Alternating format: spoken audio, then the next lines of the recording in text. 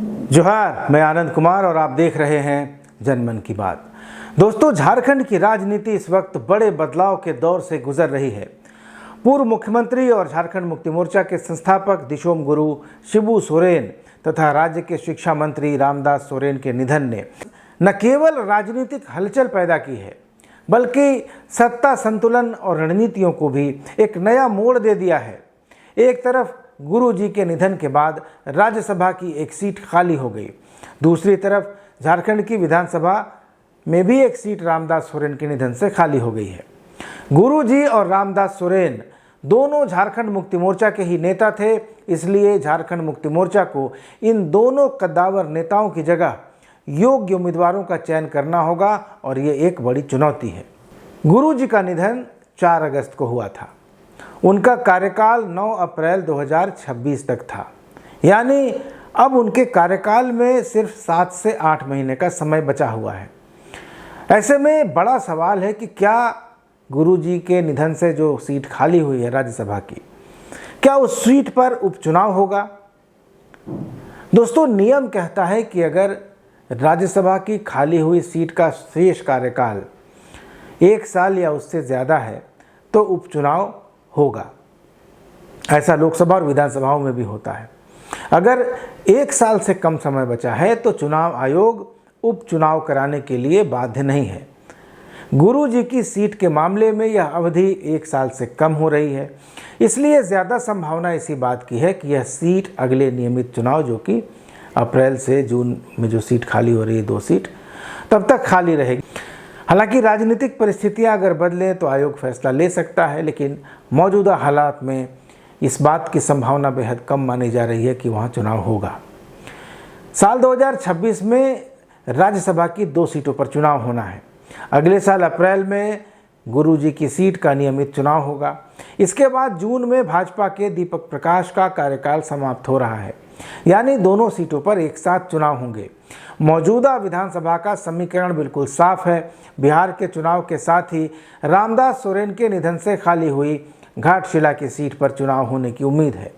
फिलहाल झारखंड मुक्ति मोर्चा, कांग्रेस और आरजेडी के गठबंधन के पास 55 विधायक हैं, अगर इसमें माले के 2 विधायकों को भी जोड़ दें, जबकि बीजेपी के पास 21 सीटें हैं। एनडीए के सहयोगियों को मिला दिया जाए, यानी जेडीयू और लोजपा को, तो विपक्षी ताकत 25 तक जाती है। 1 सीट आजसू के पास भी है। राज्यसभा में जीत के लिए 28 वोट चाहिए। ऐसे में भाजपा के लिए यह संख्या जुटाना लगभग नामुमकिन सा है। इसका मतलब है कि दोनों सीटें सत्तारूढ़ गठबंधन के खाते में जाएंगी, एक झारखंड मुक्ति मोर्चा को और दूसरी कांग्रेस को। अब सबसे बड़ी बहस झारखंड मुक्ति मोर्चा के कोटे की सीट को लेकर है। गुरु जी के रूप में संसद में सोरेन परिवार का प्रतिनिधित्व था।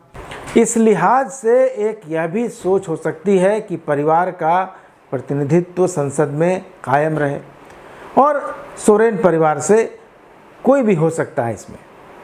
हेमंत सोरेन तो खैर मुख्यमंत्री ही हैं, उनकी पत्नी कल्पना सोरेन और छोटे भाई बसंत सोरेन ये भी विधायक हैं।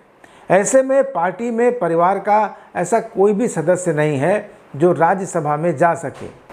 हाँ, हेमंत सोरेन की भाभी और दुर्गा सोरेन की पत्नी सीता सोरेन, जो फिलहाल भारतीय जनता पार्टी में हैं, उनकी संभावना ज़रूर बन सकती है। सीता सोरेन बीजेपी में जाकर लोकसभा और विधानसभा का चुनाव हार चुकी हैं। अब 2029 तक कोई चुनाव भी नहीं होना है। गुरु जी के निधन के बाद नेमरा में सीता सोरेन और उनकी बेटियां भी गई थीं। बेटियों ने भावनात्मक पोस्ट भी डाला था। ऐसे में संभावना है कि सीता सोरेन की झारखंड मुक्ति मोर्चा में वापसी हो जाए, क्योंकि अब हेमंत सोरेन, जो कि पार्टी और परिवार के मुखिया हैं, वे नहीं चाहेंगे कि परिवार का कोई सदस्य बागी बनकर बीजेपी में रहे और वे चाहेंगे कि परिवार एकजुट हो जाए। लेकिन अगर फिर भी सीता सोरेन की वापसी नहीं होती है तो कुणाल सारंगी का नाम प्रमुखता से आ रहा है। कुणाल सारंगी 2014 में बहरागोड़ा से झारखंड मुक्ति मोर्चा के विधायक हुआ करते थे, लेकिन 2019 के चुनाव में वे भारतीय जनता पार्टी में शामिल हो गए थे। उनका यह फैसला गलत साबित हुआ और वे चुनाव हार गए। 2024 के लोकसभा चुनाव के पहले उन्होंने भारतीय जनता पार्टी को छोड़ दिया और 2024 के विधानसभा चुनाव के पहले हेमंत सोरेन से मुलाकात के बाद वे झारखंड मुक्ति मोर्चा में लौट आए। हालांकि उन्हें टिकट नहीं मिला, लेकिन हेमंत सोरेन से उनकी नज़दीकी के कारण ये चर्चा है कि उन्हें राज्यसभा में भेजा जा सकता है। कुणाल सारंगी के अलावा पूर्व मंत्री मिथिलेश कुमार ठाकुर के नाम पर भी पार्टी विचार कर सकती है। मिथिलेश ठाकुर लंबे समय से झारखंड मुक्ति मोर्चा के निष्ठावान नेता हैं। 2019 के विधानसभा चुनाव में मिथिलेश ठाकुर गढ़वा से भारतीय जनता पार्टी के सत्येंद्र नाथ तिवारी को हराकर पहली बार विधायक बने और हेमंत सोरेन की कैबिनेट में पेयजल और स्वच्छता मंत्री बनाए गए। बाद में जब हेमंत सोरेन ने जेल जाने के पहले पद छोड़ा और चंपई सोरेन की सरकार बनी तो भी मिथिलेश ठाकुर उसमें मंत्री रहे। अपने कार्यकाल में उन्होंने अपने विधानसभा क्षेत्र गढ़वा का जो विकास किया उसके लिए उनकी तारीफ होती है, लेकिन 2024 के विधानसभा चुनाव में उन्हें हार का सामना करना पड़ा बीजेपी के उम्मीदवार के हाथों। मिथिलेश ठाकुर को शिबू सोरेन का काफ़ी करीबी सहयोगी माना जाता है। गुरुजी भी उन्हें काफ़ी माना करते थे और मंत्री के रूप में उनके अनुभव, विधानसभा क्षेत्र में उनके काम, पार्टी के प्रति उनकी निष्ठा और संगठनात्मक क्षमता के कारण पार्टी उन्हें राज्यसभा में भेजकर उनकी सेवाओं का राष्ट्रीय स्तर पर उपयोग कर सकती है। यानी मिथिलेश ठाकुर भी एक नाम हो सकते हैं जिन पर जेएमएम विचार कर सकता है। इसके अलावा झारखंड मुक्ति मोर्चा के केंद्रीय प्रवक्ता और महासचिव विनोद पांडे भी एक नाम हो सकते हैं। विनोद पांडे लंबे समय से शिबू सोरेन के करीबी सहयोगी रहे हैं।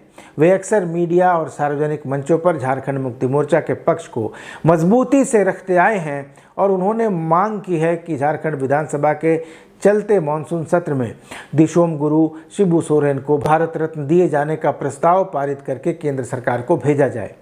इसके अलावा पार्टी के एक और महासचिव और प्रवक्ता हैं सुप्रियो भट्टाचार्य, वो भी पार्टी के सीनियर नेता हैं। उन पर भी विचार हो सकता है, लेकिन वे बंगाली हैं और जेएमएम की एक और राज्यसभा की सदस्य महुआ मांझी, वो भी बंगाली हैं। इससे सुप्रियो की दावेदारी थोड़ी कमज़ोर हो सकती है। तो दोस्तों, ये झारखंड मुक्ति मोर्चा की तरफ से जो संभावित नामों की चर्चा मैंने की वो थे। अब आते हैं कांग्रेस की तरफ। साल 2024 में जब धीरज साहू का राज्यसभा सांसद के रूप में कार्यकाल खत्म हुआ तो उनकी सीट झारखंड मुक्ति मोर्चा के सरफराज अहमद को दे दी गई थी, क्योंकि सरफराज अहमद ने गांडेय सीट का त्याग किया था। वहाँ से विधायक थे और उन्होंने सीट छोड़ी थी। उसके बाद वहाँ उपचुनाव हुआ और कल्पना सोरेन वहाँ से चुनावी राजनीति में लॉन्च हुई। तो 2026 में 2 सीटों पर चुनाव होगा तो एक सीट कांग्रेस को मिलनी तय है। अब इस सीट से धीरज साहू की फिर से वापसी होगी राज्यसभा में या कोई और होगा, ये तो वक्त बताएगा। वैसे कांग्रेस में पूर्व केंद्रीय मंत्री सुबोधकांत सहाय और प्रदेश अध्यक्ष केशव महतो कमलेश समेत कई दावेदार हैं, लेकिन धीरज साहू कई कारणों से भारी पड़ते हैं। तो यह हो गई राज्यसभा की बात। इधर घाटशिला से विधायक रहे और हेमंत सरकार में शिक्षा मंत्री रामदास सोरेन के निधन के बाद उनकी जगह किसे मंत्री बनाया जाएगा, इसको लेकर भी अटकलें चल रही हैं। दोस्तों, आपको याद होगा कि झारखंड मुक्ति मोर्चा के वरिष्ठ नेता और झारखंड सरकार में अल्पसंख्यक कल्याण और निबंधन मंत्री हाजी हुसैन अंसारी का निधन 3 अक्टूबर 2020 को रांची में हो गया था। मुख्यमंत्री हेमंत सोरेन ने हाजी हुसैन अंसारी के बेटे हफीजुल हसन को 5 फरवरी 2021 को अपने मंत्रिमंडल में शामिल कर लिया। उस समय हफीजुल झारखंड विधानसभा के सदस्य नहीं थे। बाद में उनको मधुपुर विधानसभा सीट से टिकट दिया गया। वे उपचुनाव लड़े और जीते। इसी तरह डुमरी के विधायक और झारखंड के शिक्षा मंत्री और उत्पाद मंत्री टाइगर जगन्नाथ महतो के निधन के बाद जो 6 अप्रैल 2023 को हुआ था, उनकी पत्नी बेबी देवी को हेमंत सोरेन ने मंत्री बनाया और उसके बाद उपचुनाव हुआ डुमरी में, जहां बेबी देवी को उम्मीदवार बनाया गया। उन्होंने मंत्री रहते चुनाव लड़ा और जीत हासिल की। तो इन 2 उदाहरणों को देखते हुए ये संभावना जताई जा रही है कि रामदास सोरेन के निधन के बाद उनके बड़े बेटे सोमेश सोरेन को मंत्री बनाया जा सकता है। सोमेश सामाजिक रूप से काफ़ी सक्रिय हैं और स्थानीय स्तर पर उनकी लोकप्रियता भी काफ़ी है। पार्टी के सूत्रों का मानना है कि सोमेश को भी पहले मंत्री बनाया जाएगा और वे मंत्री पद पर रहते ही उपचुनाव लड़ेंगे।